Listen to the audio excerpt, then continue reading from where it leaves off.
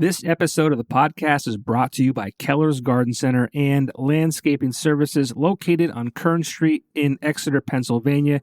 Springtime is here, and that means it is time to start thinking about getting your yard looking its best. Do you really want to be in your yard all weekend digging things up and planting something new? Wouldn't you rather spend time with your family by the pool or doing fun things with the kids this summer instead of cutting the grass?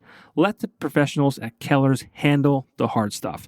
They are family-owned and operated and looking forward to assisting you. Visit them on their social media page for more information. Keller's Garden Center and Landscaping Services. Get your free estimate today. Welcome to the PopGo Project Podcast, a platform for the discussion and discovery of arts and entertainment. We focus on highlighting people and events that add value to the world around us. Visit us on all social media platforms by searching the PopGo Project or visit our website at thepopgoproject.com. Welcome to the show, and thank you so much for listening.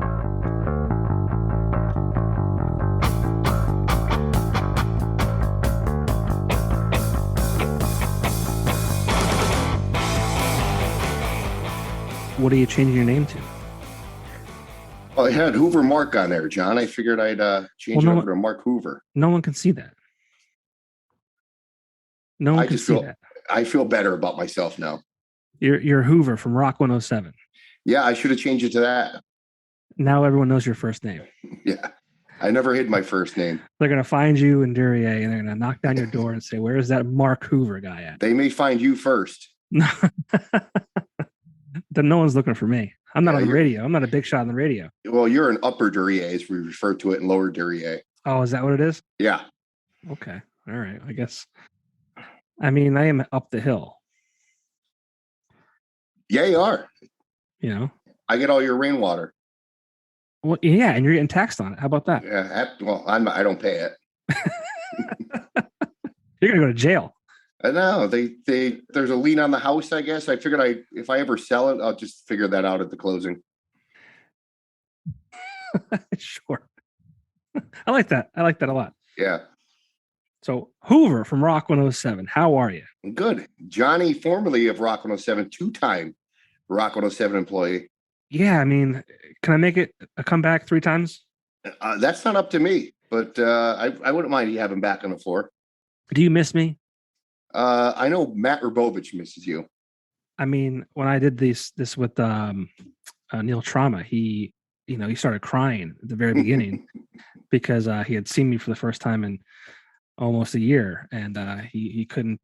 He said that he was sad about all the commission that he was or the talent fees he no longer got because I wasn't there, and it was sad. It was a sad day.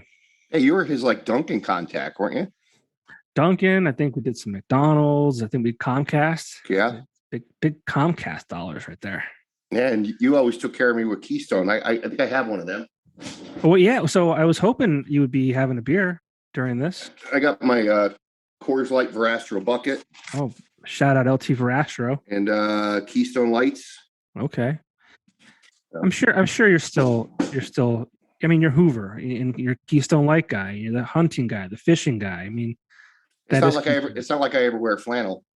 Never. I actually brought a flying fish in honor of Time Shamrock, who is the owner of Rock 107, also ownership of Flying Fish Brewing Company. So shout out Time Shamrock and Flying Fish. Now, John, is that something you drink on a regular basis, or you one of those guys who mixes it up all the time? I mix it up a lot. I'm a craft beer snob, I guess you could say. Okay. This came in like a variety pack.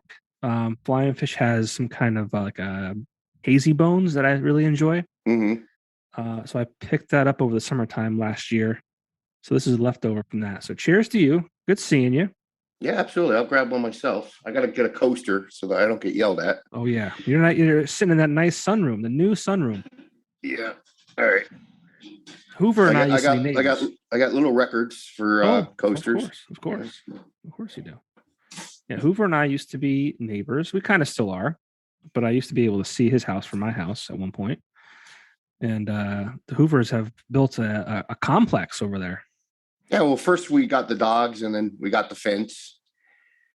During COVID, when both my wife and I were both working from work, I'm both working from home, we realized working from work. Working from work. Yeah. We realized we have a modest house, and we realized how small it was because we were home 24/7, and we're like, hey, we should put a sunroom on and put a bar out there. And that's what we did. And I watch a lot of TV out here. I got my fridge out here. Last night was beautiful. I was out here till like midnight last night just watching TV. And today I got the Amish heater on and I got a flannel on out here. You got the quite the man cave there. Yeah. I think a lot of people, that happened with COVID. They were home a lot. They started lifting up the rugs, as they say, and finding a lot of dirt. And they started cleaning. They started remodeling. They started adding on to their homes and all that kind of stuff. So yeah, one of the I guess good outcomes of COVID. People kind of did some reflecting internally, and they took care of their home because they were home more. And now, did you move during the pandemic? I did. I moved. Okay. 3 or 4 months into the pandemic. That's when the interest rates were super low. They were super low. I had sold the house that I sold the house that I was renting to the former program director at Rock 107 because he had moved away, and so I had this house that I didn't want to be a landlord, so I sold that in December of 2019. So I had a little bit of money sitting around that I was able to put down a down payment for the house that we're currently in. So it all worked out. And is this your basement we're looking at, John? We're in the basement. This is the bar I'm sitting. This is where I host the podcast, and the computer's on the bar. This is the backdrop. My Joe Rogan custom made lamp from Scott Nichols is there. I do have to give you credit, John. When you were years ago, you're a Joe Rogan fanatic. Yeah. And I didn't know much about him. I knew he was a comedian. I didn't know much about his prior history to that. But I got hooked on his podcast. He just did one this week with Bill Maher, which was absolutely fantastic. I saw you posted about that. So today is, I'll do a little setup here. Today's April 14th. This may not be released until May 1st. So anyone listening, just a frame of reference for you. But so I saw you post on Facebook today. You listened to the Bill Maher show, the episode with Bill Maher and Joe Rogan. And I have not gotten to that yet. And I wanted to because I thought we could talk about that. But what about Joe Rogan do you like so much now? Like I said, I didn't know much about him. So he wasn't on my radar. And then, I started listening to more and more podcasts, yours and everybody else's. There's so many. Don't lie to me. Yeah. There's so many of them right now. Hey, I listened to your whole, what was it? The Weekender Chronicles. Yeah, that's been fun. Yeah.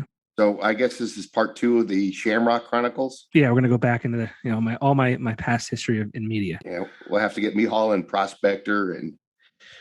Yeah, I saw Prospector is going to be on the Getting to Know the 570. That'll be out before this airs. But yeah, that's a good podcast too with Frankie Sepko and the people over at Conversion Works. But I'm sorry, go ahead. You were listening to podcasts and I caught Joe every once in a while, and then he got all that unnecessary controversy, and I go out of my way now to make sure whenever he has what was it, bi-weekly, right? They come out twice a week. Sometimes 3. He's typically a Tuesday, Wednesday, Thursday guy. Mm-hmm. So I make sure not to miss it now. Yeah, he kind of wore me out a bit during COVID. Just a lot of COVID talk, and what I like about him is he has people on that talk about they're for vaccines. They're they talk about all that stuff, but then he also has guests on who talk about why vaccines may or may not be bad.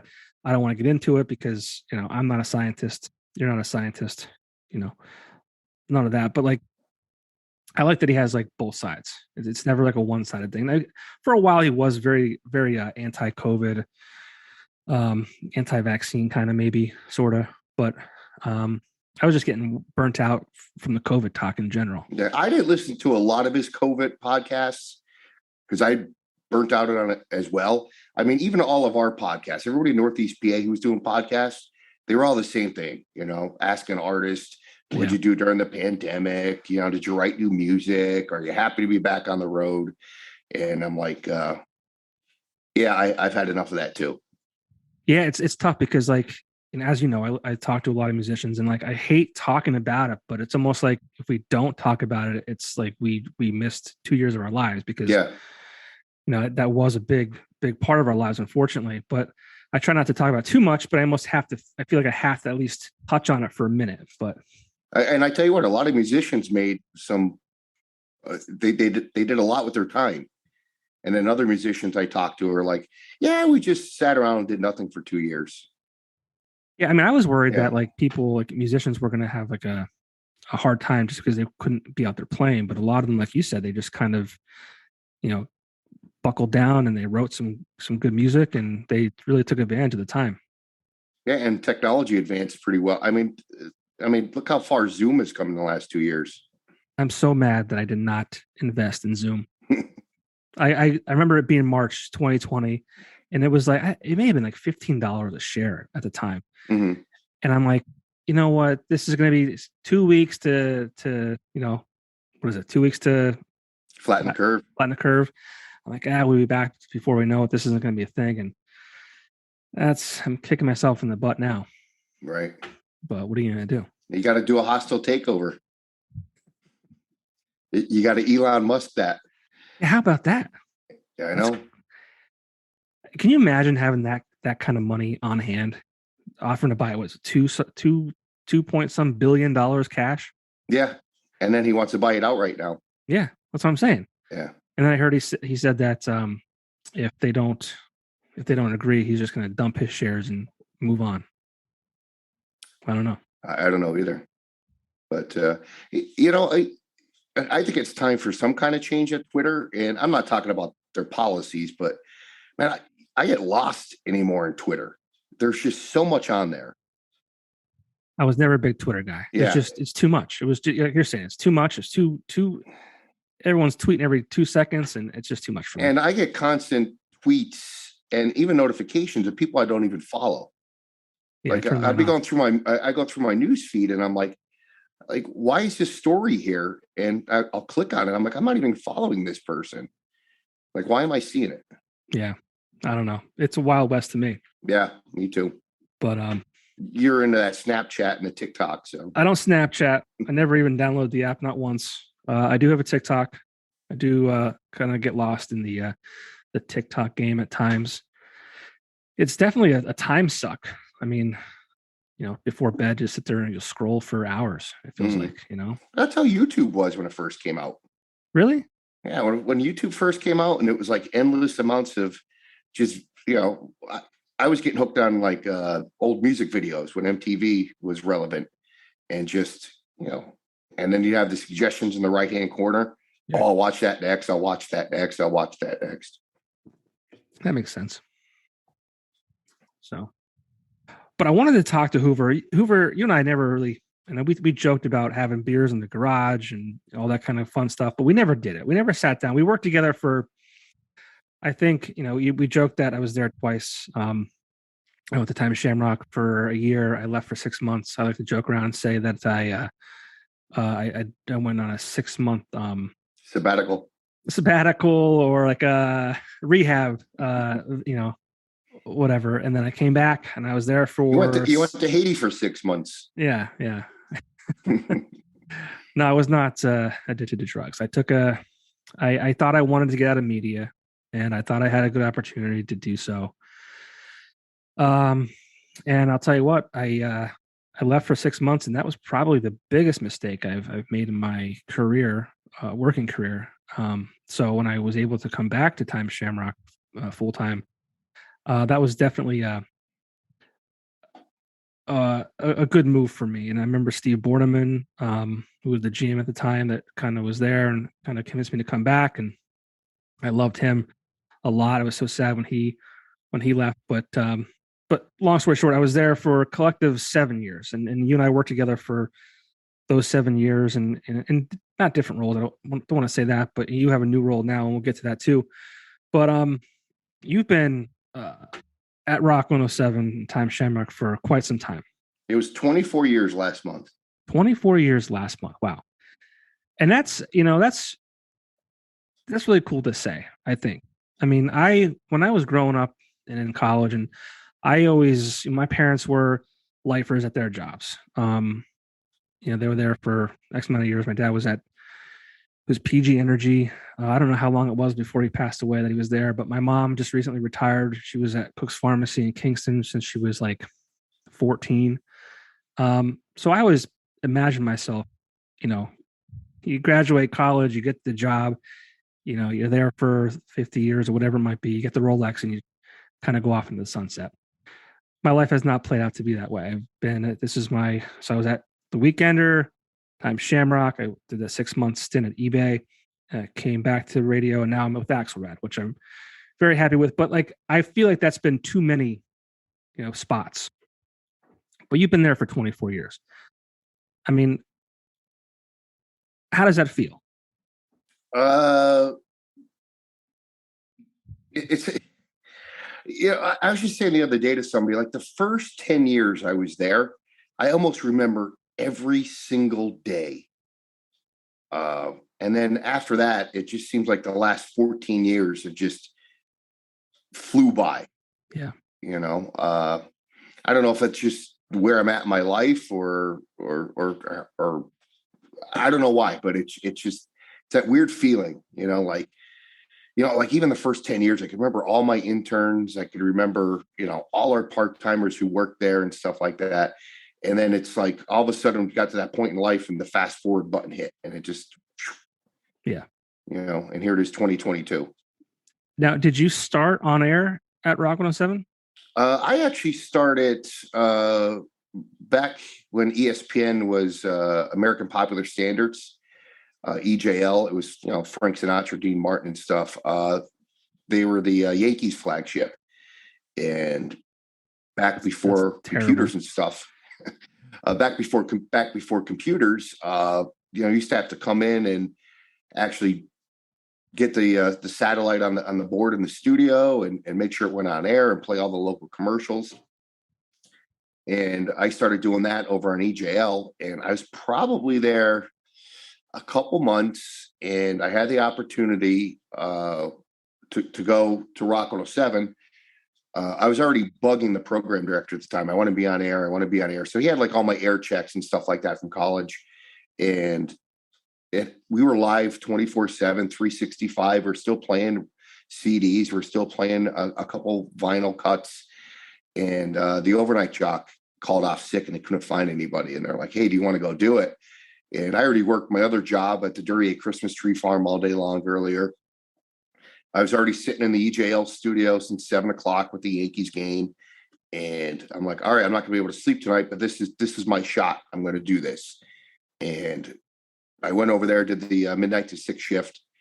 And, and then the calls started coming in more often. Hey, do you want to fill in? Hey, can you do midnight to 6 on, this weekend?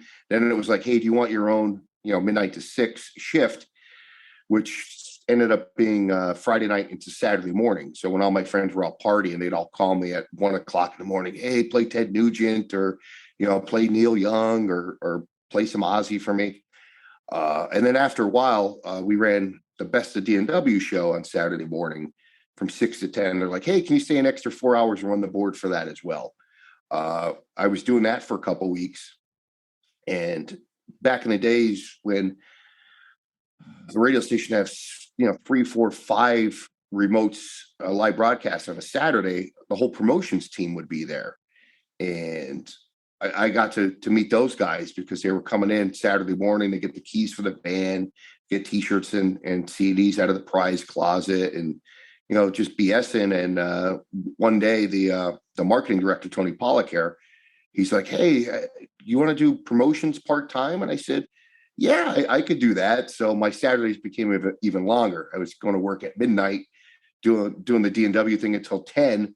And then finding myself hopping in a van at 10:30, and I'd be live at a car dealership, setting up for one of the full-time jocks, and sometimes going home and taking a power nap and be like, "Oh, we got a Verassery event at Grotto Pizza at Harvey's Lake, and we're going to be live tonight 8 to 10." And I power nap and then get back up, go to the go to the station, grab the van, and then, drive up to Harvey's Lake and then get home about midnight, and, sometimes have to do it again on a Sunday. You were a young man, though. I was a long time ago. A long time ago. And the technology for live broadcast back then, everything was microwave signals. You had to put the antenna in the air and point it to the receiver, and sometimes, depending on where you were, you had to try to bounce it off some of the mountains in the valley and stuff like that to get like a ricochet shot to get to the transmitter site. And now you show up and it's a little box that works off a cell phone Wi-Fi card, and you basically turn it on and hit connect and call the radio station, be like, "Hey, do you hear me? Yeah, you're there," and you're ready to rock and roll. You alluded to the fact before that time feels like the last 14 years have kind of fast forward like in a blur, and I think I feel like we've almost been on autopilot with the advancements of technology and all that kind of stuff. Whereas before, you're talking about having to get there early, get the keys of the van, get set up, and make sure the signal's good, all that kind of stuff. And I feel like, and you're doing 5 or 6 a week, right? Or on a Saturday, you said.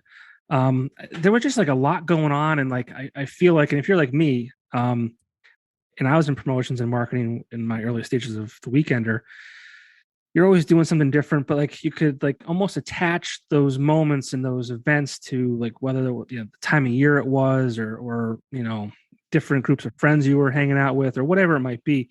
But there was a lot going on, like, and I feel like now, like I said, autopilot and things just kind of like happen almost. Does that make sense? Yeah. Well, I also think and it's part of life too. Like when you do something for the first time, that memory sticks. Sure. And then by the 35th or 45th time, it doesn't. Yeah.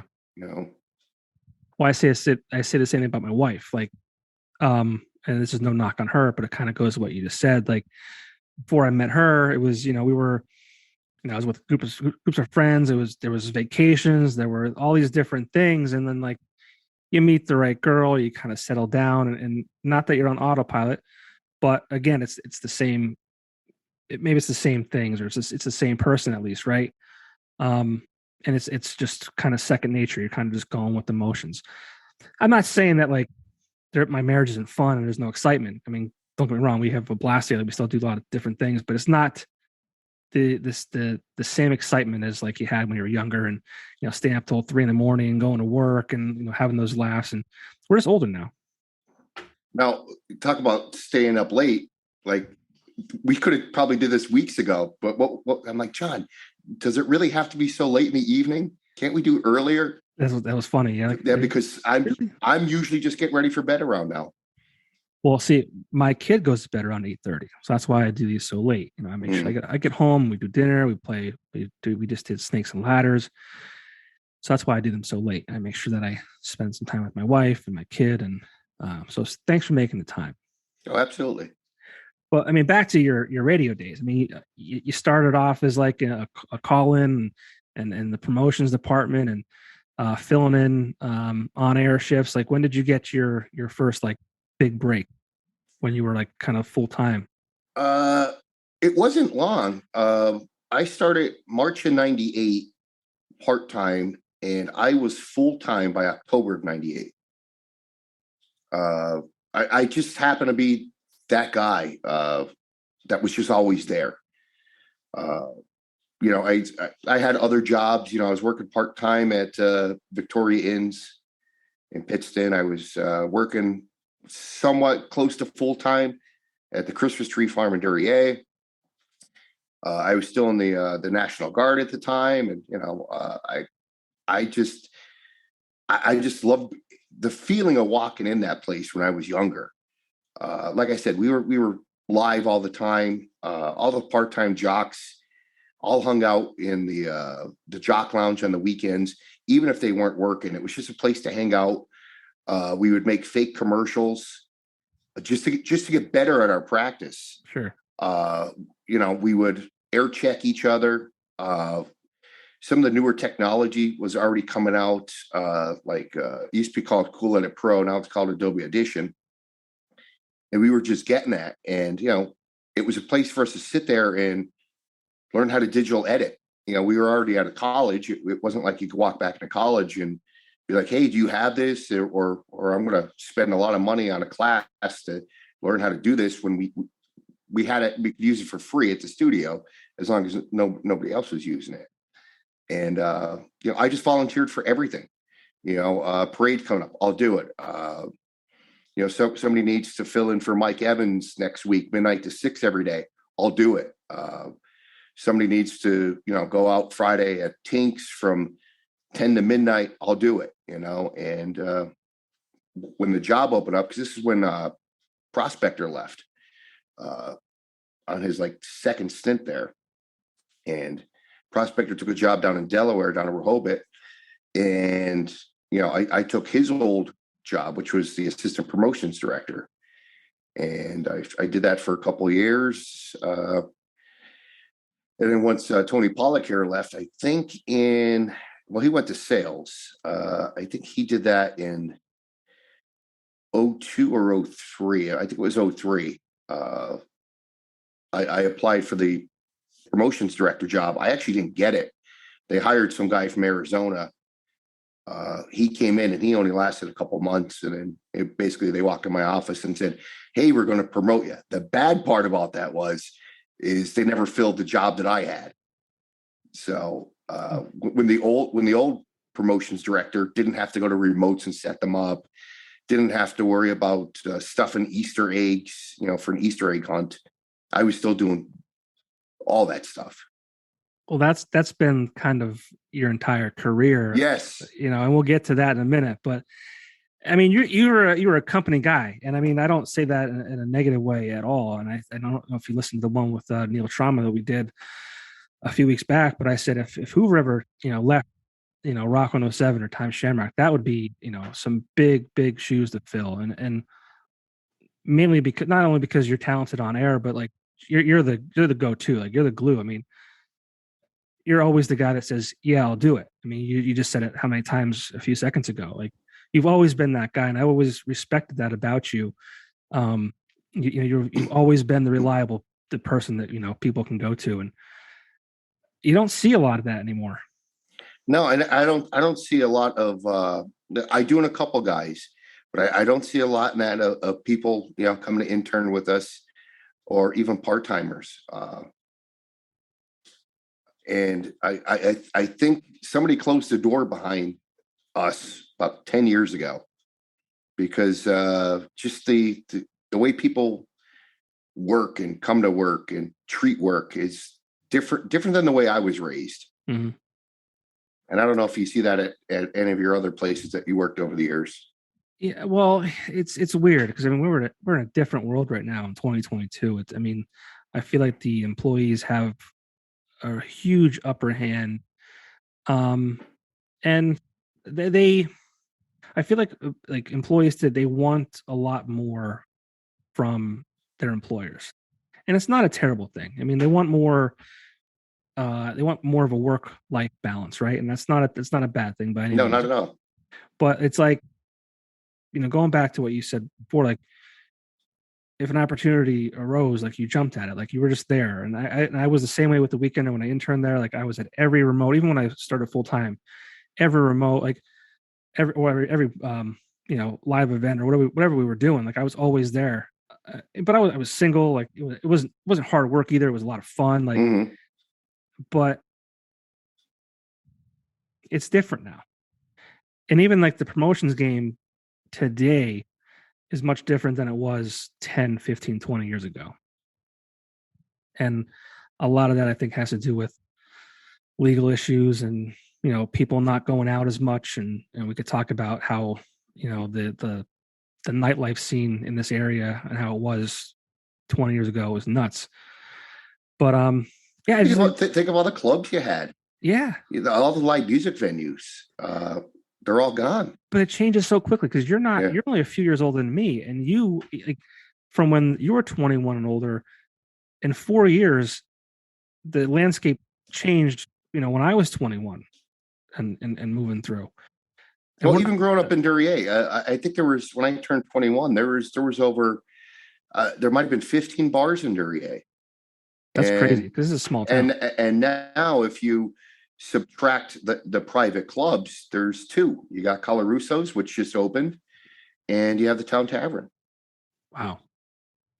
That's crazy. I mean, yeah, when I was growing up, there was the Mo Ritz and Uhas's and Alfie's Bar and the Duryea Sports Bar. I think I said that one already. I mean, there were just lots of places to go, like even right here. But even the concert venues, whether you're seeing, Riverside at the Staircase, Hiles was a hot spot every Monday night. Tinks was a go-to. The Woodlands, there was times the Woodlands would have a band in Streamside, a band in the 25th hour, and then there'd be a band down in the ballroom. And the Woodlands was just recently sold. Yes. And have you talked to Mitch about that? I haven't. I was down there a couple of weeks ago. Pat Verastro had his birthday party, and he had AC/DC, Livewire, and a Stones tribute act down there. And I thought I would have saw Mitch, and I texted him. I'm like, "Where are you at?" And I just got the blanket in Florida reply. So it is that time of year. It is that time of year. So Pat Verastro's birthday, and I did not get an invite. I wasn't in charge of the guest list. Man, I'm heartbroken.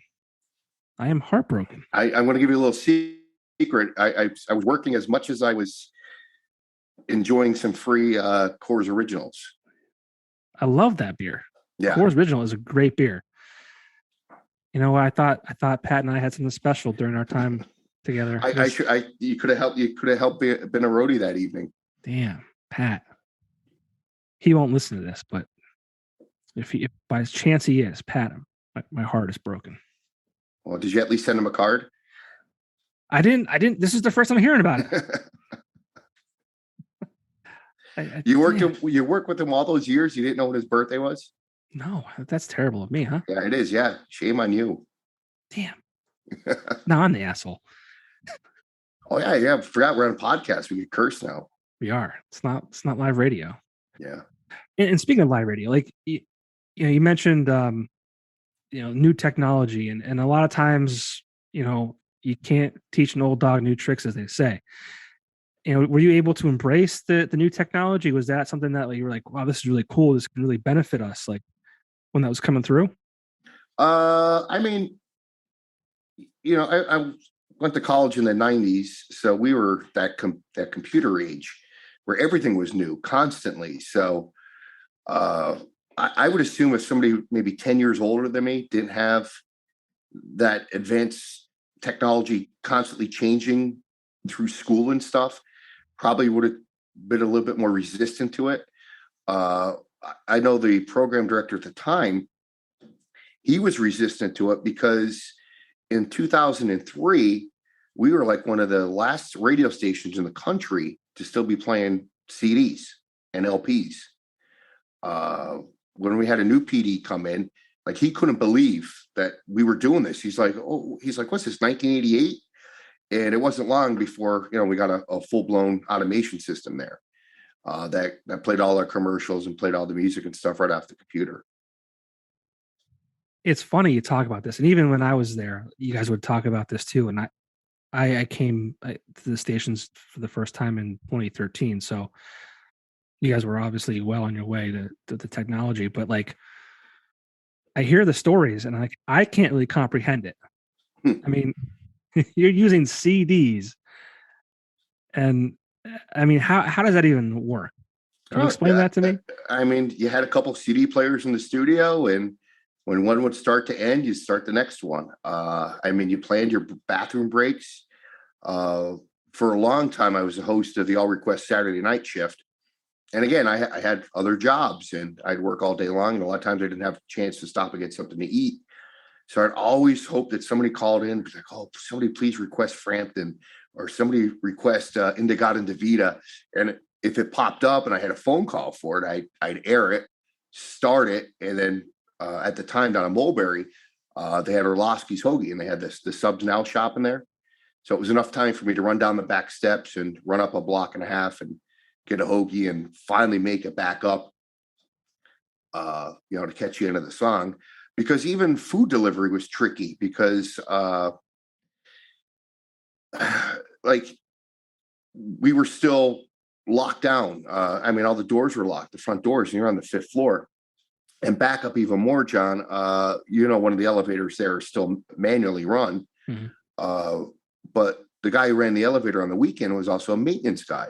So if he was out cleaning a floor or vacuuming the 4th floor, like, so say you ordered Alfredos and you didn't know when they were getting there, and you said, hey, there's a phone in the lobby, call this number when you get there. But was I going to have a long enough CD to run down the steps? Because there's a good chance the elevator guy is not going to answer when you're ringing the bell 5 times to come pick you up, take you down, get your pizza, pay for it, and come back up again. So Can you imagine asking a kid to do that today? Yeah. They'd be like, what? Yeah. No way. Not a chance. Yeah, but we had the old time elevator with the elevator operator and the gate and the door, and things are changed. I mean, the silly things in life. But yeah, but like you talk about it, and like there's a part of that like sounds. Yeah, it's a huge inconvenience, and you have to plan out your bathroom breaks, like you said. But like, there's still, like, to me at least, I mean, it sounds like there was a bit of fun to it. Oh yeah, I mean, there was always something going on. Like I said, you walk in there any day of the week, there's always somebody in the studio. And the other thing about the early days of radio, I mean, you were like Google. Nobody had a phone. I mean, you're old enough to remember calling the local phone number to find out what the weather was going to be, or calling the movie hotline to find out what time, Batman Forever was playing. Yeah. But the phone would ring. You had listeners who you talked to. Sometimes, if you did one of those late shifts, there's times I was on the phone with complete strangers for an hour and a half, hour and 45 minutes. The people called. They wanted to know, when's this Def Leppard concert? Where could I buy tickets? Do you know how much they are? People would call up. People would call for like phone numbers. Hey, do you have a phone book there? Can you get me a phone number for this bingo hall? I want to call down there and stuff like that. And now people just get all that stuff off their phone.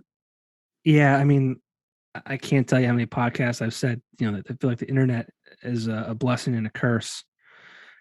I mean, all this useless knowledge I have about rock bands and what bass player played with Ozzy Osbourne from 1983 to 1985, and things that I thought would get me so far in life. Now you can find it on Wikipedia in 2 seconds. Yeah, which is really cool to a degree, right? I mean, we have all the answers at our fingertips, but like, so much has changed, I think, in a negative way as well because of these things. And I don't know. And I mean, obviously radio has changed with the internet. You know, did you see radio being what it is today when you first got there? No, I mean, it was pretty much the same for so long. I mean, the last big change in radio was when AM started to die. I mean, when I was a kid, Warren 590 was the #1 radio station in the market. I mean, that's where you got all your school delays too. Sitting by the radio, just they got to the P's, they got to Palmerton area. You're like, oh my, they're going to say Pittston area next. This is going to be great. I'm going to have a 2-hour delay. But I mean, then FM took over, and now it kind of it lost a little bit of listeners in about 10 years ago, but it flattened itself out. I mean, people try satellite radio, but I think the retention rate for satellites like 6%. Mm-hmm. And people use Spotify. I actually use Keelbuzz, which is CD quality streaming. There's my plug for something I don't have any interest in, except I pay for it. What's it called? Keelbuzz. Never heard of it. Yeah, it's QOBUZ. Obuz. Yeah, but it's CD quality streaming. Okay. But I mean, uh, I've noticed, even friends of mine do things different. I mean, there was a time where where you went to a barbecue, you're just hoping they had your station on, and if they had the country station on or the top 40 station or whatever. But now you see a lot of people with their smart speakers out by their pool and stuff.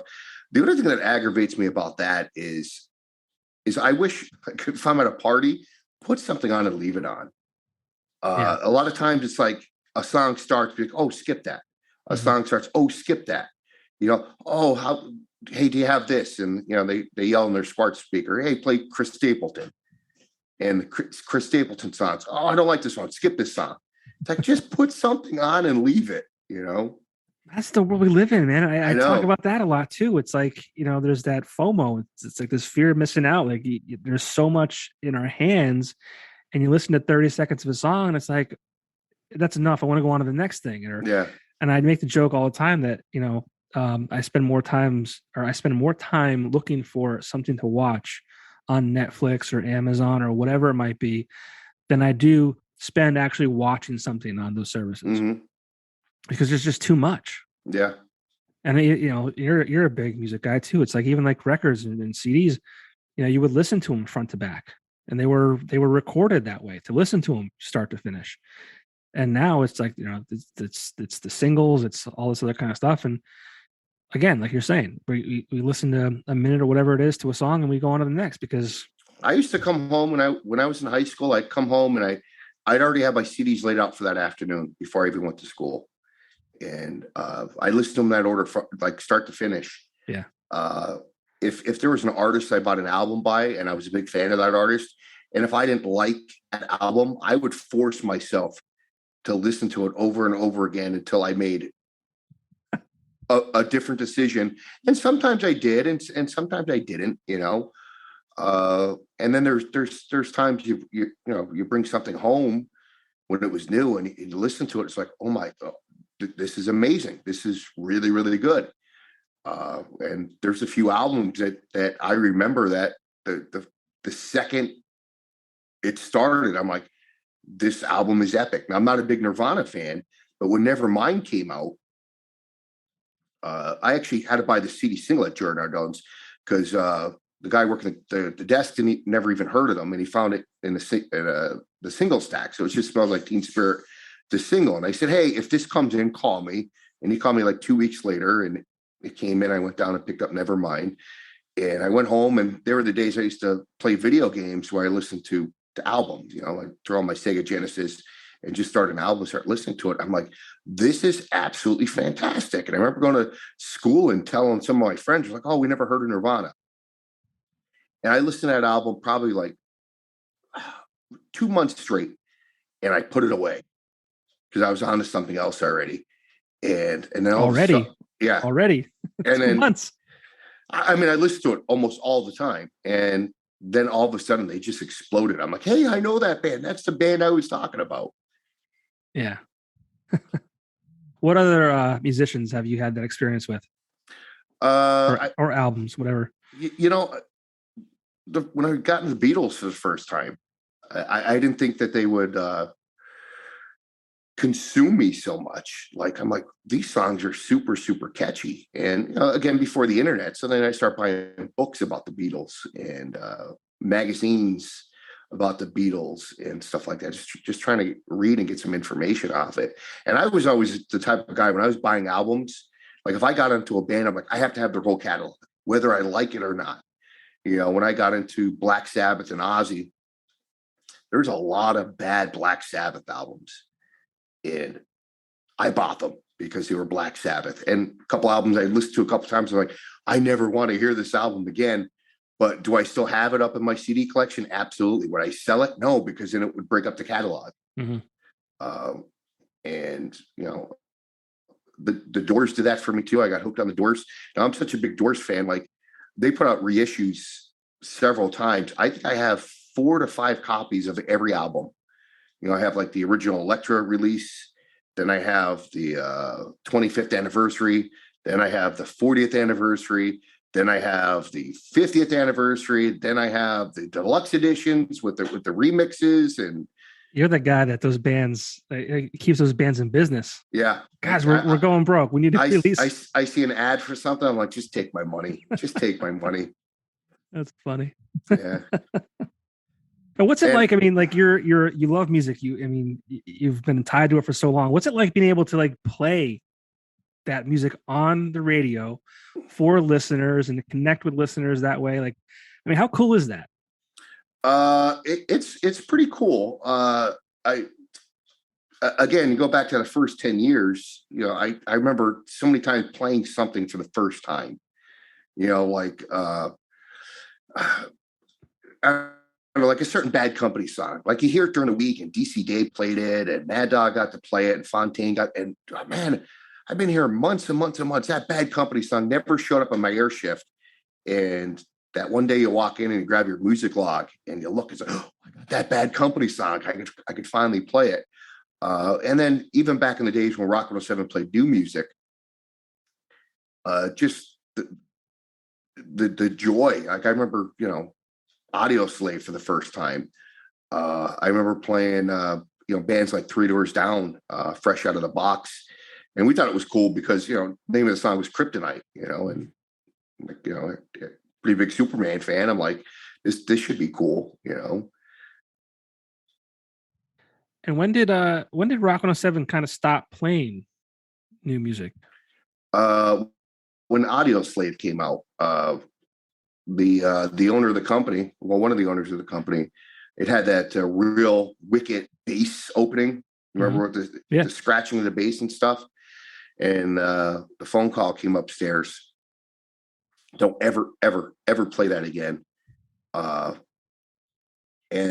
it didn't. And then slowly over the next like 2 weeks, everybody started to notice that all the new music was starting to disappear. And then like another week after that, we had a big meeting in the auditorium, and it was like, we are going pure classic rock today. So anytime I hear Audio Slave, I always think that's the beginning of the end of that era of Rock 107. And what year was that? It had to be 02 or 03. Okay. So you guys are going on a little over 20 years of classic rock. And I mean, like it's the number one classic rock station in the market that is, Northeastern PA, Scranton, Wilkes-Barre. And I mean, I remember growing up, my parents, playing that music. And I was never like, it was okay, but I was never like in love with it. But like now as an adult, it's like I have a much greater appreciation for that music. So I'm glad that there's a station in this area that like focuses on that. And you know what amazed me about a lot of that music? Like, when I first got my driver's license and you had all four windows down in your car and you're blasting Rush, and you're like, oh, the neighbors probably hate me. Now you go to Garrity's and you're shopping for lunch meat, and you hear Tom Sawyer, on the radio at Garrity's, and you're like, and you're looking around and be like, wow, 20 some years ago, I was doing this to scare the neighbors. Now all the neighbors are shopping to it now. Yeah. Yeah. That's so, it's interesting how time evolves. And I mean, you also were around, when, Daniels and Webster was a huge name. Oh, absolutely. I mean, they were, some of the weirdest questions I've ever been asked about radio have been about those guys. Somebody asked me once, and I was working there a good 5 or 6 years, if I knew them. And I stared at them for a little while, and then I came back with an answer that I used quite a bit until they disbanded. I'd be like, not really. They have their own private studio, and they also have their own private elevator. And if they happen to be in the hallways, we're directed not to talk to them. And what even made that joke even funnier, that we found out from, I don't know which one it was, Opie or Anthony, but he had a similar experience with Howard Stern. Do you remember that video that went viral a couple of years ago? How everybody had to go in their offices and close their door when Howard came in and out of the studio and walked to the Sirius XM studios. I didn't know. If you haven't seen it, it's probably on YouTube, might even be on TikTok. Just like, King Howard's coming through, and you can hear the announcement, please clear the hallways. because he didn't want to talk to anybody. But I used to put on the illusion that's how Jay and John were. Like, Yeah. oh, yeah, we're not even allowed to discuss or mention anything to them. And, they're like, oh, yeah, I get that. I understand that. Like, but Jay and John were just so down to earth. John, who recently retired from radio, I think over a year already, right? I'm not sure. Yeah. I think the end of 2020 he retired. Well, it's so interesting because my dad used to listen to Rock 107 in the car all the time, and I wish he was like around still, like when I started working for Rock 107, because I think he probably would have thought that was really cool. Yeah. But yeah, so I mean I grew up with all these names that you're talking about, and it's interesting. Yeah, I mean there was a lot of good times with the morning show. In the early days, we actually drink beer at live remotes, and I'm not talking about like, hey, we're at the staircase doing a live remote, we're drinking beer. I'm talking about us setting up the van on a Saturday afternoon at Gibbons Ford, and Webster getting out of his car with a 6-pack of beer and doing the live broadcast. Yeah, tilting back Rolling Rocks. I remember doing stuff at like EFO, by the way, they're not 9 anymore, doing remotes there. And John would show up with a 6-pack of beer and a tray of pizza. And he'd lay down on a recliner and he'd have the microphone on his chest, and he'd do the remote like that the whole time. And then something happened. I wasn't at the event. Somebody complained about us drinking. And then like this big memo came out, like no drinking, no smoking. Then there was a khaki rule for a while where you had to wear a khaki and a polo shirt to end your live broadcast and stuff. And, I was used to Jay and John showing up, not even station logo. Like they would show up in like Hawaiian shirts and shorts. And I swear Webster wore shorts, year round at the radio station. Well, that's what I kind of mentioned earlier. Like, there was a time when you guys like had a lot of fun, and not that you don't have fun now, but it's just different. But back then, like you could do all these things, and you did like these, off the wall remotes, and had these different things with listeners, and then lawyers get involved, or we have one complaint about something, and it goes to the ownership, and they're like, okay, this is a bad look, and you can't do it anymore. It's such a crazy thing how that happened. Yeah. And that's with everything. It's not just radio. It was, looking back at the Weekender years back when I was there in 2004, and I talked to people that were there before me, everything was just a little more wild. But like I said, like one bad thing happens, or, Karen sees, you drinking a beer on a remote, and they're like, I don't like that. And they make a phone call, and it's like, oh, not even these days. It's social media attacks now. Sure. Yeah. I mean, you say one wrong thing on the air, or you post one wrong thing, and then all of a sudden it's, you put your phone down for an hour and you come back and it's like, wow, that exploded. And if it's anything that your employer doesn't like, I mean, you get caught on the carpet for. Yeah.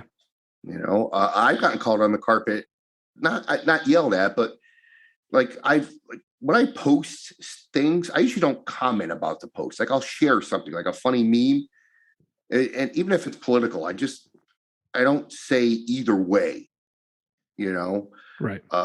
Like even when Biden was in town last year, this is a true story. I'm in the studio, and the doors closed. The studio's somewhat soundproof.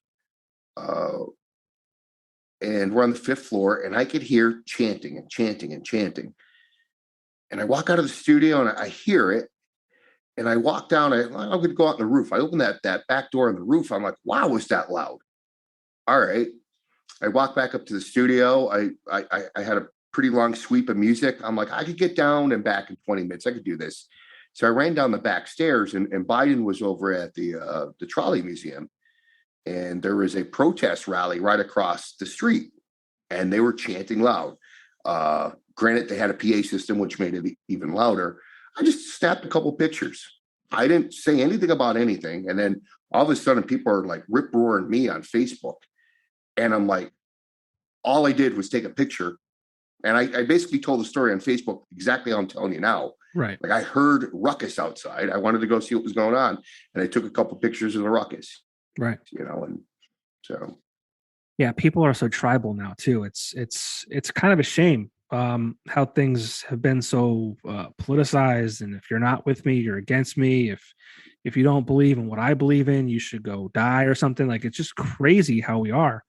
And you're just sharing a photo of like what you're witnessing. You didn't say like, I'm with or against these people. You're just here's a photo of like this is what's going on right now, and you're getting attacked for it. Yeah. But it's not the world my parents told me about. That's for sure. It changes daily. Yeah. But I don't think a younger me would believe that, if I went back in time and told them. They'd be like, "You're crazy. Get out of here." You mentioned ownership, and what's cool about Time Shamrock is it's been a locally owned and operated radio station for many, many years. The same can't be said about the KRZ, who their ownership is now Odyssey, I believe. The group that has like BHT, no, that's not even BHT, it's Hot 97.1 or Hot 97. I'm not even sure. I'm glad that's back, by the way. Yeah, it's definitely cool. I never understood why they changed back in the day. I'm glad it's hot again. 97.9X is Cumulus. Like those aren't locally owned and operated stations.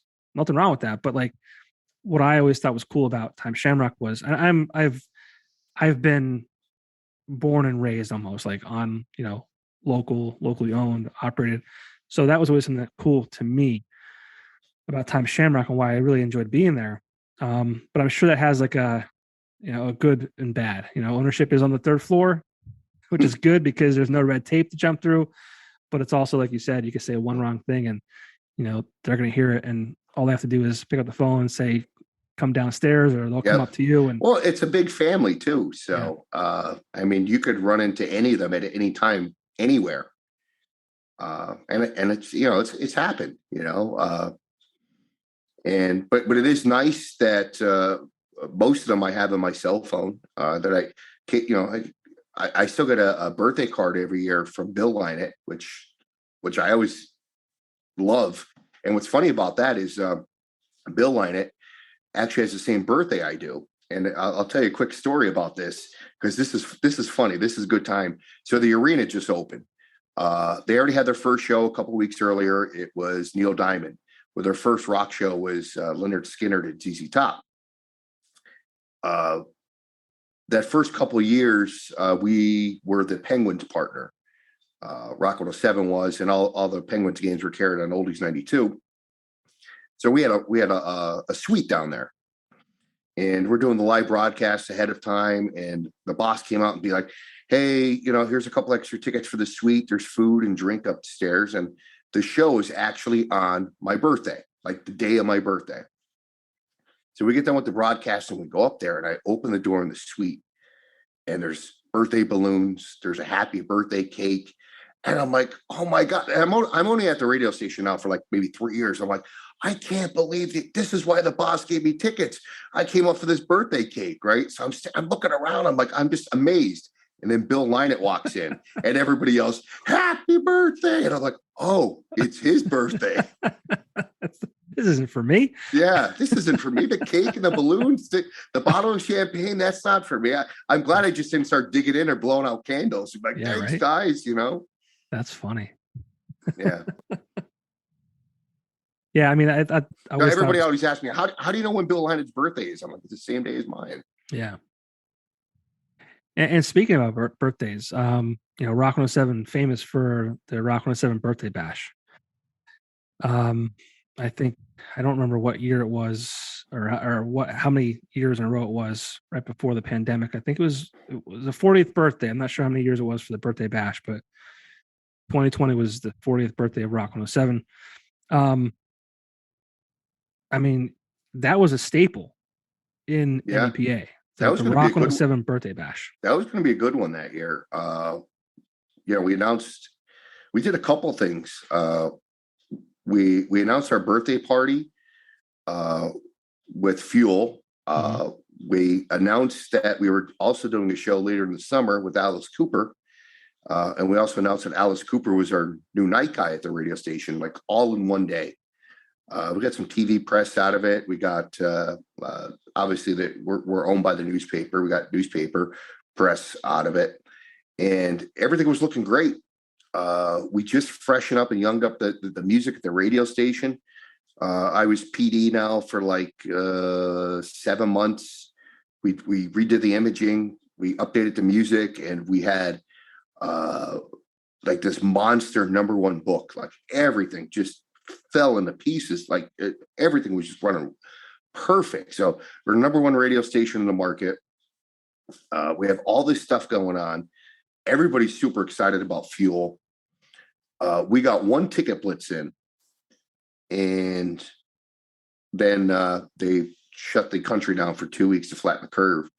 And fast forward, and that never happened. I do remember though, like you were still at the station, I believe, but we kept kicking the can down the road for the birthday bash. We rescheduled it. It was going to be the end of May, and then we're like, we got to push it back. Then it was June. Then we had a July date. And then I think that last time that we rescheduled in July, basically the agent who we're dealing with basically called and said, here's the deal. We're just canceling everything. You know, we'll circle back once this goes away. So we canceled the fuel show. Alice Cooper was already kicked down the road. That was supposed to be January of 2021. That whole tour ended up canceling. So the Alice Cooper show that just happened at the arena, that wasn't it was technically a reschedule, but it wasn't one of the reschedules where like, oh, if you had your tickets from 2020, they're still good. Like there's still summer shows this year, like Motley Crue and Rod Stewart and Santana. So if you got your tickets for that 2020 show, those tickets are still good this summer. And I did have tickets for Motley Crue in 2020. They are somewhere in the house. I've been looking for them the last couple of weeks. I haven't come across them yet. But so yeah, we had this big year planned. We work with your current company, Axelrad. I think, what did we get? 4,000 t-shirts. I thought it was 2, but maybe it was 4. We got it might have been. Made. But we had all these 40th anniversary yard signs made. We made this big 40th anniversary logo. We took out some big 40. We had some billboards. We had full page ads in the newspaper. We bought some TV commercials that we had produced. We had like this, and I don't know if you remember, you were in sales, but it was like, I remember when it hit, we were already at March budget. Yeah. And we already hit April budget, and we were working on May already. And in a matter of 2 days, we weren't at budget anymore in April or March. And then all of a sudden it's like, yeah, like everything's off the books. Like I remember it went from how busy we were getting advertisers to like people had to start picking up the slack just to handle cancellations because everything was going. It was, so there's a few things that I wanted to kind of talk to you about. But yeah, I mean, we'll talk about the fall off. Like, I mean, as a station, we were the entire sales team, you know, promotions, on-air talent, everything was clicking on all cylinders. Like you said, we were at March, the first week of March, we were at April, like, and that was like almost unheard of prior to that. I mean, we were a small sales team, we were a small staff. I mean, like most stations, but it just felt good. Like it felt like this is what this is all about. And I and I mean, personally, I mean, I was in sales. I had already had laid out for that year to have my a career year for myself personally. And as good as that felt, and as fast as it almost happened, it was just as fast, if not faster, to fall apart. And I told the story to Neil. I don't know if you heard it or not, but so you were named the program director of Rock 107. You said 7 months prior to that. So I thought it was actually less time, but I was the interim guy when Rick left.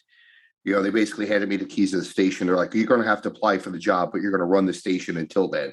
Okay. And I did. And I just hit the ground running. I'm like, I'm not going to wait until they make a decision. I'm just going to do what I think is right. Yeah. And like I said, that's when we book fuel and all that other kind of stuff. And, we kind of younged up the music a little bit. We got a little bit more 90s and 2000 music on the radio station.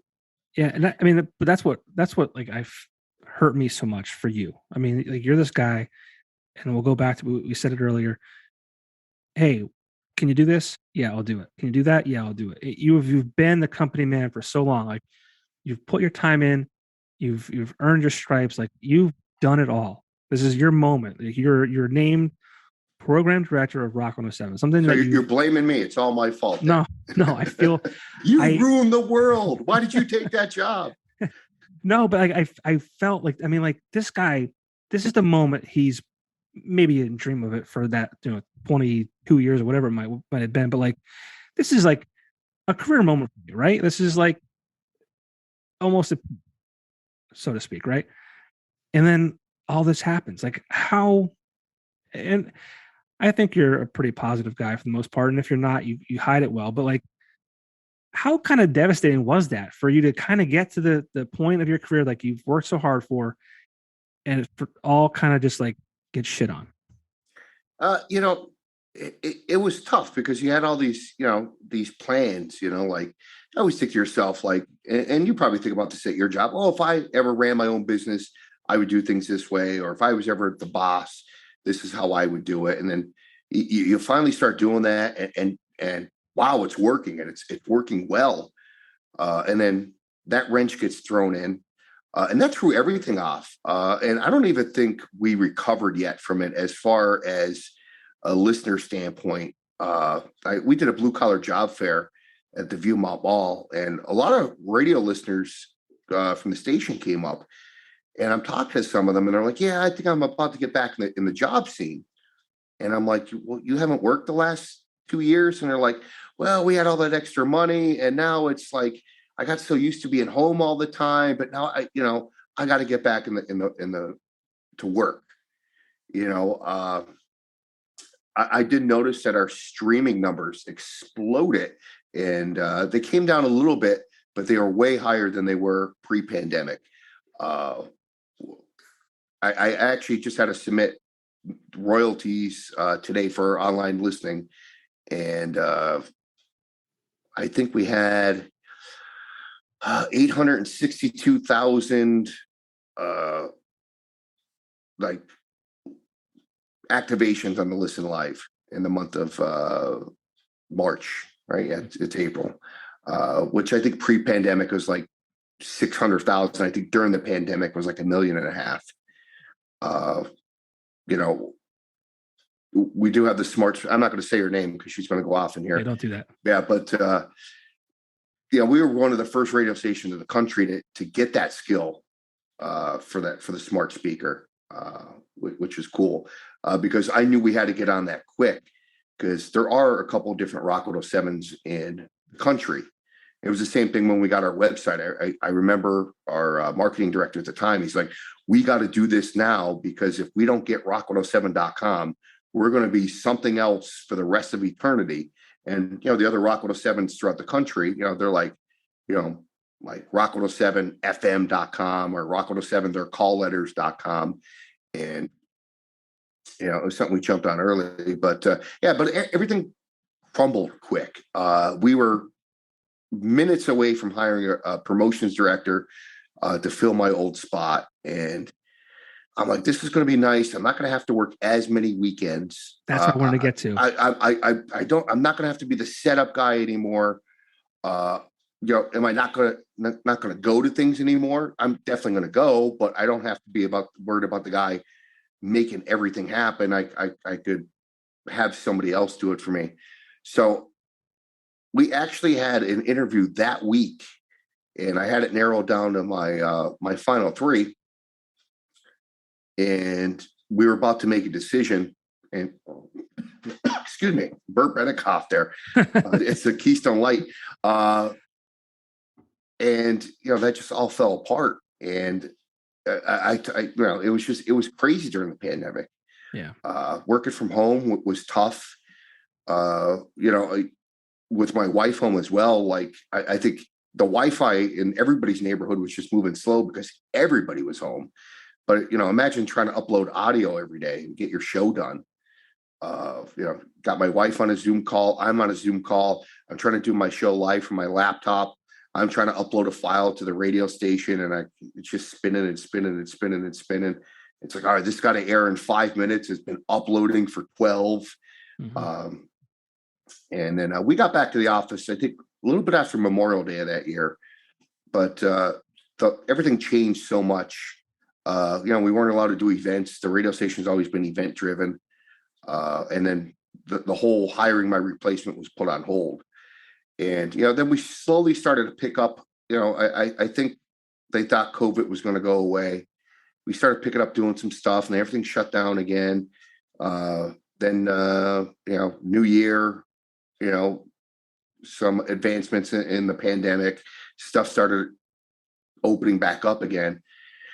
And then I was finally able to hire somebody. And luckily, one of the people who were my final three from the year before, a girl named Heather, who was actually from Maine, who applied, she was interested again when we posted again. So that's who we ended up hiring. So fast forward a little bit, Tom Ferguson, who was the program director for 92.1, he took a dream job of his to be like a sports director at Lackawanna College. And so they promoted Heather to take his job. So here we are again. Yep. It's a little bit easier this time because Heather's handling a lot of the 92.1 stuff, like the websites and the live events and the contesting over there. But it was like, oh, here's the reset button again. And like, this has been my career. Every time I get promoted, yep, like my old job gets eliminated, and it's like, like I'm never going to apply for the general manager job because I can only imagine if I ever did 10 years down the road. It's like, all right, you're the GM, but you're also the PD and the promotions director. You're still going to do afternoons, and you're the director of sales, and you're also the account reps. And you're the custodian. Yeah, and you're the custodian. No, I made that joke earlier. Yeah, I mean, and I was genuinely like hurt for you, and I hope you like that's not me saying that because I'm looking at you right now. It's when that happened, I was just like, man, this is like this is terrible. Not only for me from a personal standpoint, but like I felt badly for you and what you've worked so hard for and worked towards. And yeah, what a shitty situation for. Yeah. I mean, the whole world's going through it, right? But like, damn. I am glad that we were able to go back to the office a lot earlier than some other radio groups and stuff. Yeah. I know a lot of people love working from home, and if you're watching this and you do, that's good for you. But that's just not for me. Not for me either. Yeah, it's not for me, especially when you're trying to manage a staff. Texting people, calling people, Zoom meetings. It's so much easier. Like I have to ask production a question and either yelling down the hallway or walking out and be like, hey, did we get this promo back yet from our sound guy? Oh, right. We did? Okay, great. I'll start working on it. Not just that. I'm a people person. Like I like the camaraderie. I mean, I've not arguments, but I think it's good for humans in general to be in an office setting and working side by side with people and working towards certain goals and things like that. I feel like the more we hide behind these screens, the worse we are off as people. I mean, people will probably burn me at the cross for that, but like that's just my opinion. Again, if you like working at home, I mean, my wife got a promotion; she works at home now. I'm not knocking it. I think it's good to be in an office or working with people side by side and all that kind of stuff. I think it's good for communication. But that's just me. Yeah. I don't know. So that's where we're at today at the station. So, but believe it or not, we do have a new promotions director starting in the beginning of May. Oh, cool. Great. Pat White. I don't know if you remember Pat. Oh, Pat. Yeah. No kidding. So I haven't released that to the trades yet, but it will by the time this podcast hits the streets. It's going to be public knowledge. That's awesome. So he's going to be, and he's also going to be looking over ESPN radio. Cool. Which is cool. He's a sports fanatic. much like Tom Ferguson was. Yeah. And I'm the type of guy, like, I could talk about the Steelers. You start talking about hockey or baseball or soccer. Yeah. And I have no idea. Like, I'm going to be honest, like, this conversation that we've had is longer than any college sports I've ever watched in my life combined. I don't gamble on sports. I don't watch NCAA. I couldn't tell you who won the Final Four. I couldn't tell you what the Rose Bowl is, except it's a college football game, or who played it, or where it's played, or but you talk NFL, I'm into it. Yeah. Yeah. But I grew up in a Steeler household. That's the wrong PA's team, but that's fine. Wait, you mentioned we talked for a long time, and I don't want to keep you much longer. But what was one of the coolest moments you had in radio? I mean, you've been around. If you asked me 5 years ago, I probably would have him and hawed for a second. The highlight of my career, I thought, was when I talked to William Shatner, when he called in on the radio show, and we chatted for a little while. I'm like, this is great. This is a guy I grew like. I'm such a big Trekkie. Like, this is awesome. Fast forward a couple months, the show's coming up in like a month and a half at the Kirby, and Ann texts me. She's like, what would you think about emceeing the William Shatner when he comes to town? And I said, without a doubt, absolutely. What does that entail? I don't know. I think you're going to be in the audience with a microphone, asking question, walk up to people for questions for William Shatner. Yeah, I'm in it. This is going to be great. So it's like 3 days out, and Stu Green from Magic City Productions. If you're into concerts, you probably remember the days Stu used to do everything from AC/DC at the arena to like everything up at the Broome County Arena. So he emails me, oh, here's the instructions for this Friday night. So I'm not walking through the audience with a microphone. I am sitting on the stage for an hour and a half with William Shatner, and I have to be ready with at least 20 questions, and I have to submit them in like the next 24 hours, and they all have to be pre-approved. And I'm like, this is wicked. I didn't sleep for 3 days. I'm like, I gotta host this guy on stage for an hour and a half. This is big, and it's a sold out show. I knew so many people who were going. This is a lot different than getting on the stage and saying, hey, I'm Hoover from Rock 107, and here's Alice Cooper, yay. And, this is me on stage talking with William Shatner. Mm-hmm. So I submit all my questions. They all come back. Great questions. Would you like to have dinner with William Shatner? Yes, absolutely. Okay. We're going to do it in the green room. It's going to be catered from a downtown restaurant. I'm not going to name the restaurant's name because you're going to find out in a second here. So a lot of people are telling me, just beware. Bill Shatner could be a real asshole. And I'm like, okay, I'll be fine.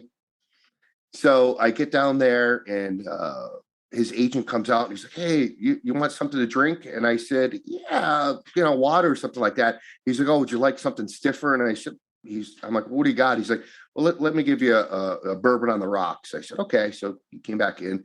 He's like, dinner's coming down soon. We're going over final prep with Bill, and we'll come get you for dinner.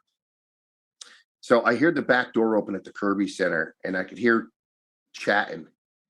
And they open Bill's door, and I'm in the other green room, so I'm not seeing anything going on. And I hear the tray drop of the food. Oh no. I hear curse words that I don't think I've ever heard before coming out of Bill Shatner's mouth. He's screaming and yelling, wah, wah. So the agent, his manager, comes in and says, hey, Mark, we're going to put off dinner. I'll come get you when Bill wants to talk to you. Okay.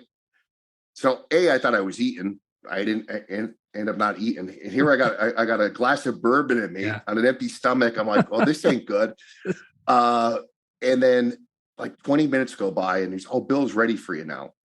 So they didn't even clean up the mess yet, because I think they were just so scared of Bill. It was just, so I walk in, and I'm like stepping over like sandwiches and, you know,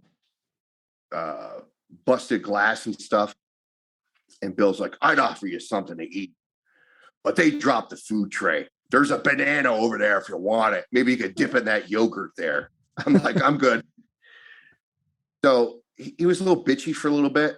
And he's like, you submit your question. They said, yeah. I'm like, he's like, oh, I see you have them on index cards. I said, yeah. I said, I actually typed them because I have horrible handwriting. And he looked at it. He's like, garbage, garbage, garbage, garbage, garbage. And then he just takes the whole stack and throws them in the garbage. And then he grabs a stack out of his like briefcase. These are the questions you're asking tonight. What? And I said, okay, I'll do that. And so then he sat back for a little bit and he's like, I have a reputation for being an asshole. He's like, it's really an act. And then all of a sudden he just turned off. And he was like, for the next like 45 minutes, he was like the coolest guy I ever met. We talked about my dogs. He talked about his dogs. We talked about horseback riding. We both use CPAP machines. We both sleep at night with the mask. We had like a half-hour conversation about CPAPs and how he can't sleep without his and vice versa. And then we were all cool, and then we went up on the stage and we did it. And I got a couple comments on Twitter like, wow, why did Hoover ask that question? And I'm like, well, I'm trying to think to myself, like, here's your questions. This is what you got. Like, I had no choice. This is like, there was one in there and I saw it and I'm like, oh boy. The one question was, do you wear boxes or briefs? And his response was, depends. I'm like, this is the oldest, cheesiest joke I've ever, and it was his joke. Yeah. And like, I had no choice but to read it. And, right. And a couple of people comment on Twitter about it. I'm like, but how do you take that curtain? Like now I'm doing it, but how do you take down, open up that curtain and say, well, it was pre-planned. It was, it was Bill's question. And then the other thing was they said, oh, he has to be off the stage by 11 o'clock. If he's not, interrupt him.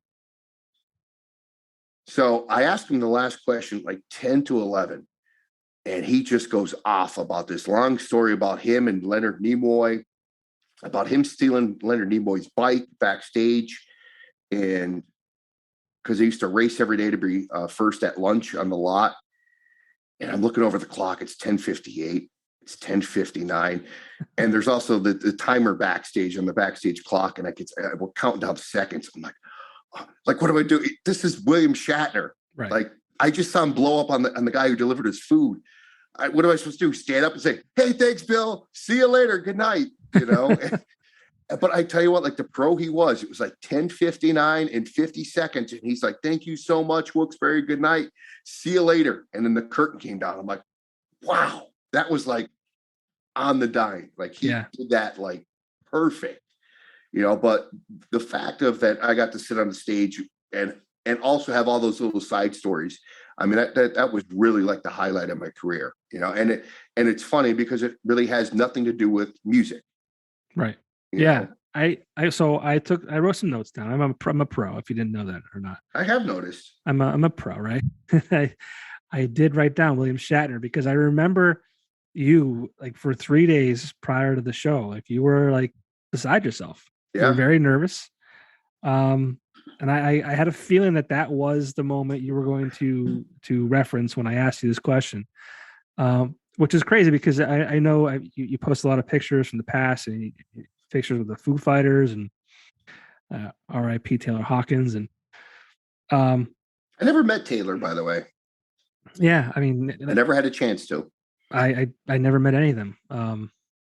But it was weird with Taylor. Like that hurt me. Like, who am I? Like, no way, right? Like, I shouldn't be hurt by that at all. But like a day or two after, it kind of like settled in. Like, I have moments like with the Foo Fighters, like my dad passing. Like, I think the day after he passed, their album, the double disc album "In Your Honor" came out, and I just really kind of apply those CDs to that moment of my life. And just seeing Taylor and the way he smiled, and he always just seemed like he was having a great time and just a happy person. And I kind of felt like I knew him just because of all the documentaries I would watch, or just the shows I'd see online and things like that. And yeah, Well, it was weird. the other thing that takes that whole thing the next level is I don't know who does marketing for the Foo Fighters.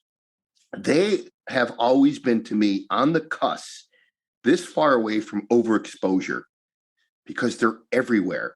But they always did it in a way where it wasn't overbearing, if that makes sense. Yeah, sure. You couldn't go a day without reading a Foo Fighters story. But unlike somebody like love him or hate him, like Tom Brady, to me, overexposed. Right. Like everything's Tom Brady, Tom Brady, Tom Brady, Tom Brady. It could be, the Steelers are bringing back Terry Bradshaw, and it would be a news story for 30 seconds until they say, "Oh, Tom Brady's having another kid," and that'd be the top story for the next 8 days on ESPN. But Foo Fighters always got that amazing exposure, whether it be at the Rock and Roll Hall of Fame or the Grammys. They were always newsworthy, but they never got to that point where it just broke and people are like, "I'm so sick of the Foo Fighters. I don't want to hear about the Foo Fighters anymore." They always did a wonderful job with that. And I'm going to talk about old school radio. I went up to Cabin the weekend it happened. I actually took that Friday off. I have zero cell service up the Cabin. I send my wife a text out by the Cabin gate, which is like a mile down the road. Hey, I made it. I'll see you tomorrow. And then basically I shut my phone off and put it aside because it's just the battery's just going to drain looking for signal the whole evening. So when I left the Cabin in the morning, I get 105.9 up there. I had the radio station on and I'm like, wow, Neil's playing a Foo Fighters song. Like, this isn't a normal Foo Fighters song for us. And I'm thinking to myself, how am I going to handle this with Neil? I'm going to have to send him a text and be like, hey, we're, like, if you're going to play something that we don't have in regular rotation, we got to chat about it. And then another Foo Fighters song came on. And I'm like, all right, this ain't a rock block weekend. Like what's he doing? Mm-hmm. And then he opens the mic and then said that Taylor passed away. And I'm like, oh my goodness. So it was that old school. I was disconnected from the world for the last 24 hours. And I found out by listening to Rock 107 that he passed. Yeah. That's an interesting story. Yeah, Neil went from being in trouble to getting praised for taking the initiative. I was going to say, and then he's like, I emailed you asking if it was good. I'm like, I have no cell service up the Cabin. I can't do anything about it. So, well, how cool is that you have a staff that is on top of it and you can trust? I mean, that was a good thing to do. Right? And they know when artists that we play pass away that we usually make a big deal about it. When Eddie Van Halen passed away, we went all Van Halen. We went wall to wall Van Halen. Mm-hmm. It was like almost 4 hours, and I had to only stop because Alice Cooper show comes on, and his show comes up over the satellite from Arizona. But right up to 7:00, it was nonstop Van Halen the day Eddie passed away. And like I said, 4 hours, and we didn't repeat a song. I'm like, we're going in, we're doing this, and we're not going to play Panama twice. We're not going to play Jump twice. We're just going to keep playing Van Halen. I probably could have kept going another hour, but like I said, Alice Cooper came up at 7. And then as soon as the Alice Cooper show started, it started with a montage of Eddie Van Halen. And then Alice went into all these great stories with Eddie Van Halen, which was really cool. Yeah. You guys always do a really nice job to honor those who have left us, whether it be on the billboards that the Time Shamrock owns or, ads in the newspaper. And I always thought that was a cool thing that you guys do.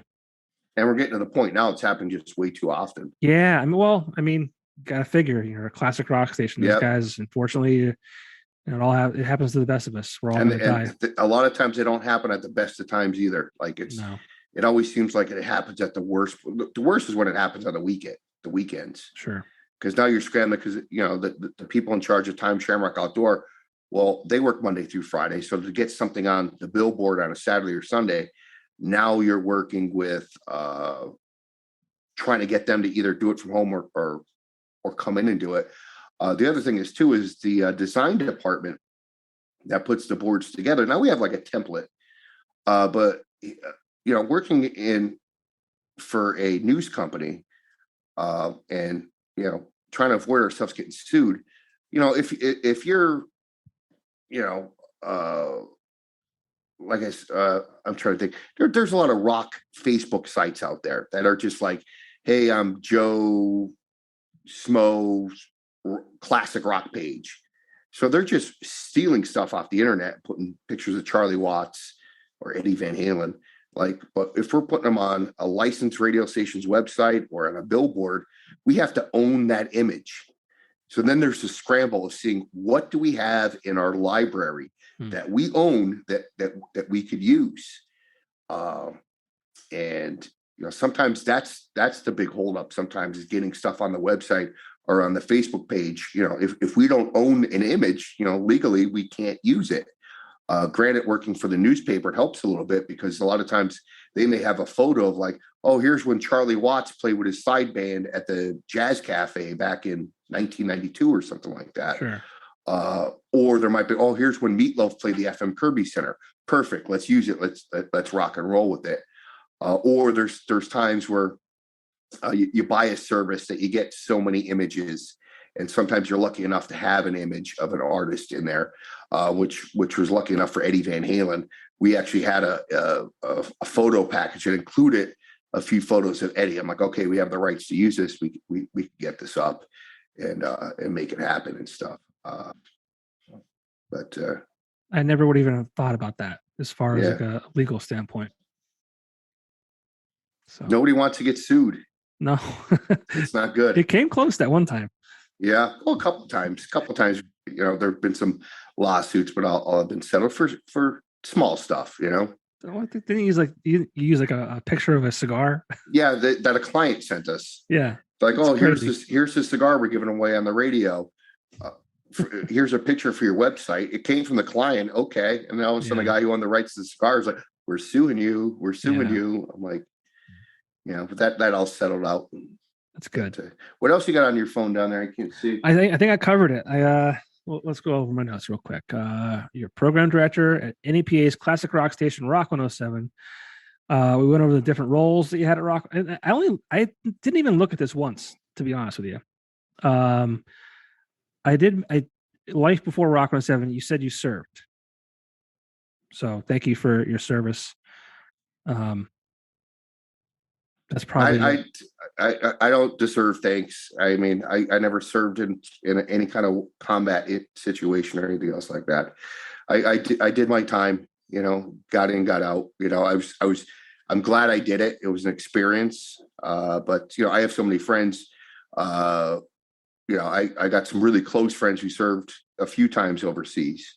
One of my best friends runs the VFW in Duryea. He's a commander down there.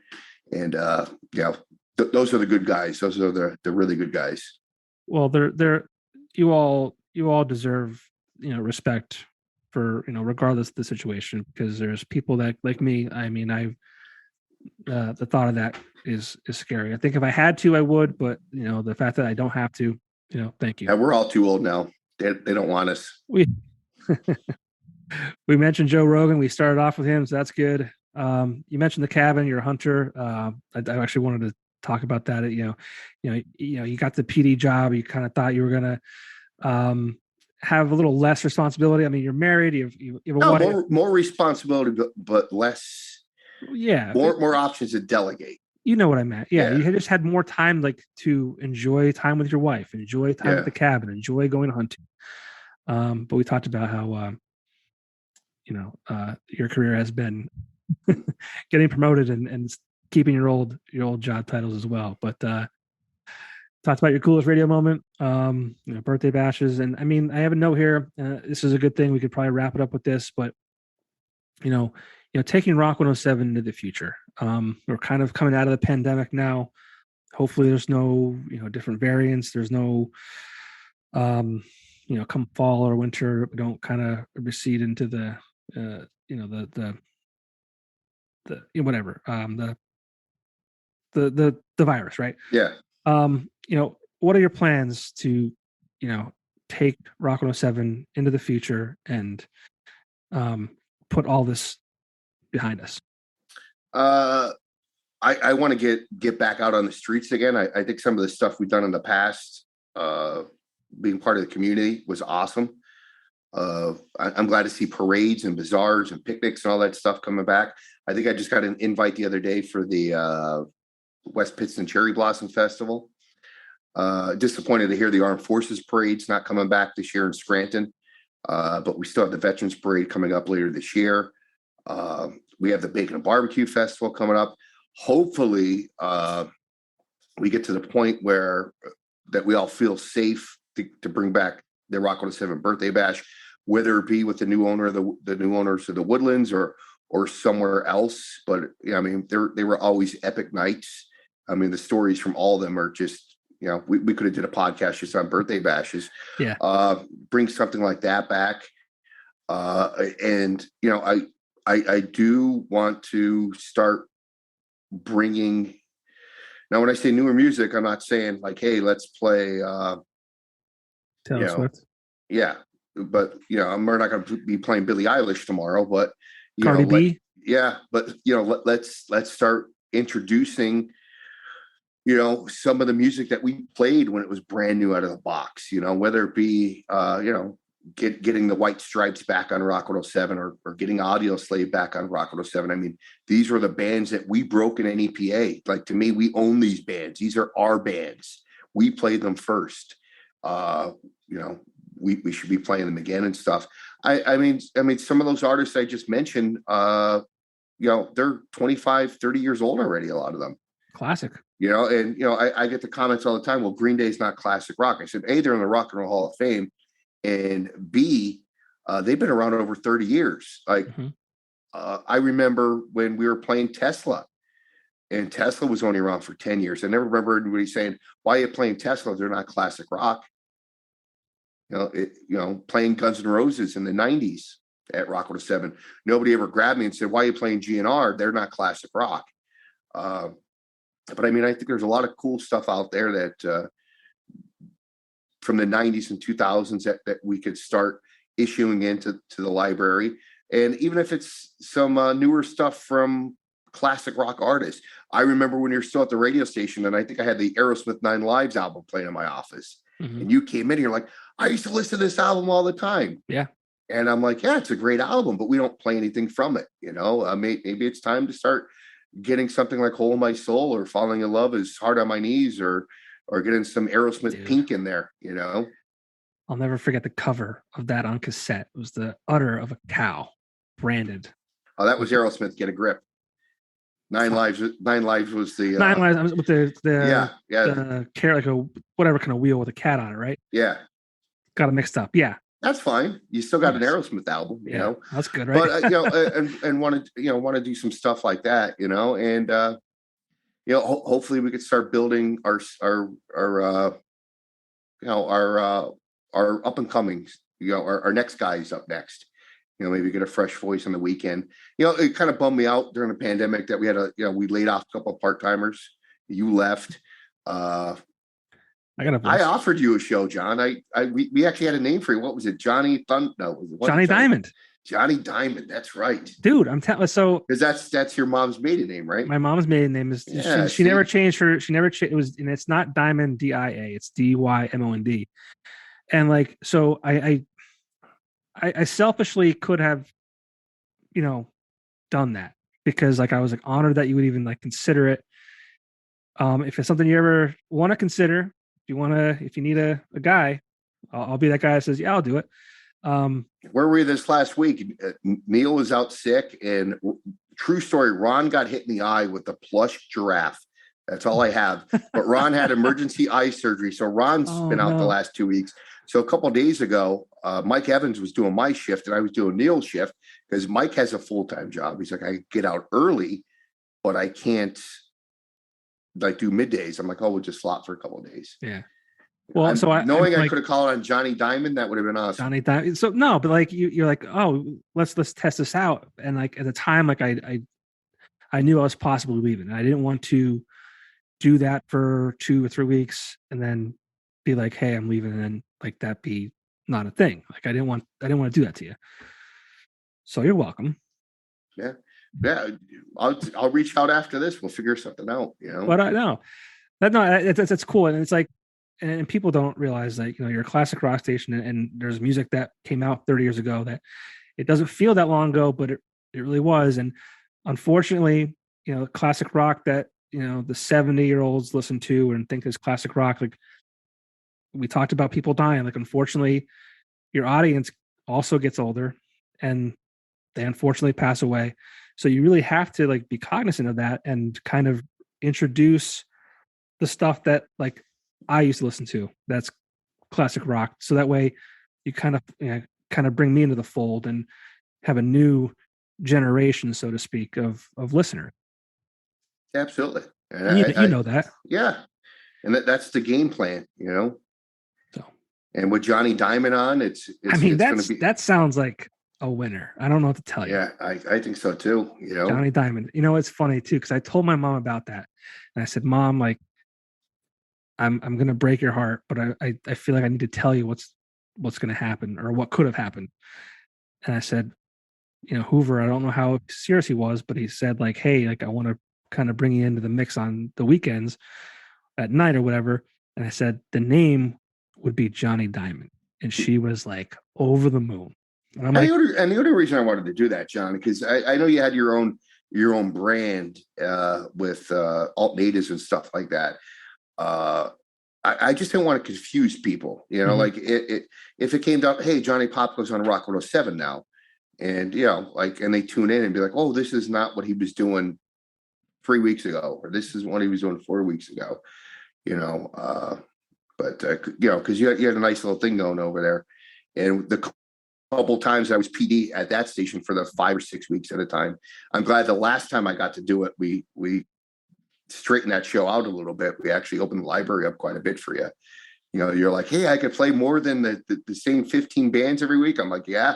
I said, you send it to me, we'll get it in the system. And you were one of those guys, like, after like the third time, they're like, can't you just show me how to do it? I'll put it in. I'm like, yeah, let's do that. That'll make life even easier. That's what happened too. Yeah. I was just like, I could do it, like, yeah. I knew what I was playing the week prior or 2 weeks prior. But yeah. So, well, dude, I mean, we're going on almost 2 hours here. Well, you were late. So I signed on right at 8:30. 8:32, I think. No way. I'm sitting here. I'm like, maybe he forgot, or maybe he was joking about having me on his on his Johnny Popko experience.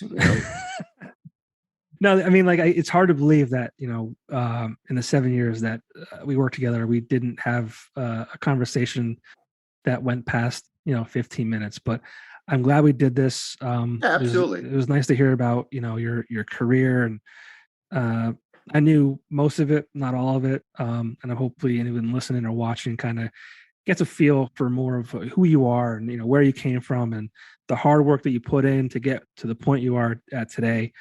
And, just appreciate the inner workings of radio, because it is not difficult, but it's not as easy as press and play. So it was great talking to you. Yeah, John, thanks for having me on. And I guess 10:14. I guess it's I guess I missed the 10 o'clock news, but I'll find out what's going on in the world tomorrow. We talked earlier. We have these phones that are fingertips. Hey, we went the whole time. I think I only checked to see what time it was once. So yeah. I saw you yawn and you're like, fuck, what time is it? Just wrap this up. Hey, man, I go to bed at like 9 o'clock. Sorry, I kept you up late. Yeah, that's fine. We'll make it happen. All right, John. But looking forward to seeing what Rock 107 does in the future. And you know where to find me. Let's finally grab those beers in the garage, all right? Okay, absolutely. I got a sunroom now with a bar in it. We can do it here. I love it. All right. All right. Thanks, man. I appreciate it. Absolutely. All right, we'll see you.